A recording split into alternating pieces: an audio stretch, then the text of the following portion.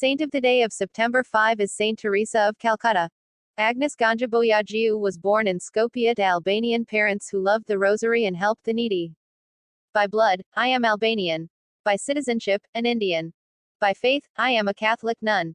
As to my calling, I belong to the world. As to my heart, I belong entirely to the heart of Jesus.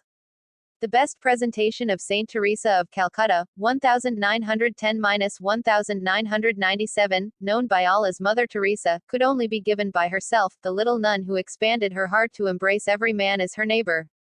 When asked what the secret of such charity was, she replied that she always remembered to look and draw from the spring, God. She explained the concept with a famous similarity. When you read a letter, you do not think about the pencil it was written with. You think of the person who wrote the letter. This is exactly what I am in God's hands, a small pencil. It is God, Himself, who writes a love letter to the world in His own way, using my work. Agnes Ganjaboyagiu was born in Skopje, today the capital of Macedonia, to Albanian parents who loved the rosary and helped the needy. When I think of my mother and father, I always remember when we were all together in the evening praying. Closing square bracket.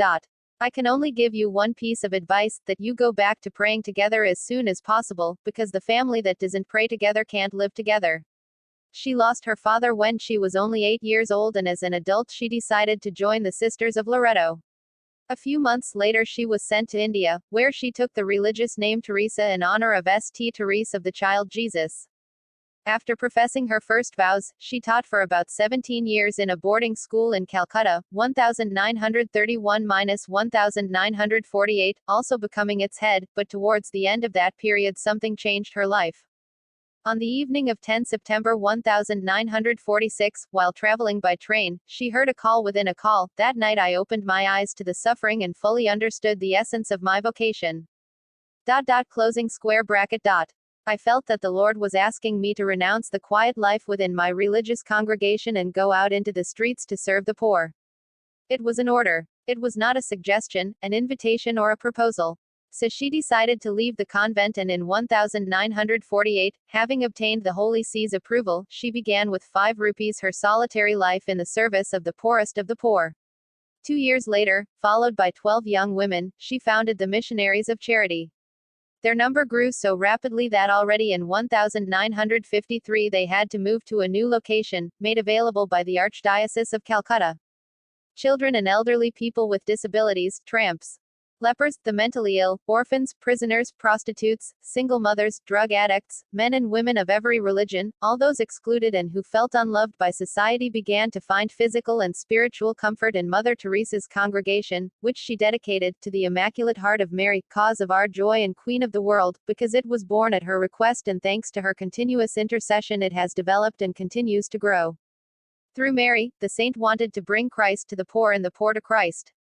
A dying man, whom she had loved, cared for and cleansed of worms, said to her one day, "I have lived like an animal in the street, but I am about to die like an angel." She taught us to direct our actions of charity beginning with our family, those who live near us, and who are poor, but not because of lack of bread, but because they do not seek God.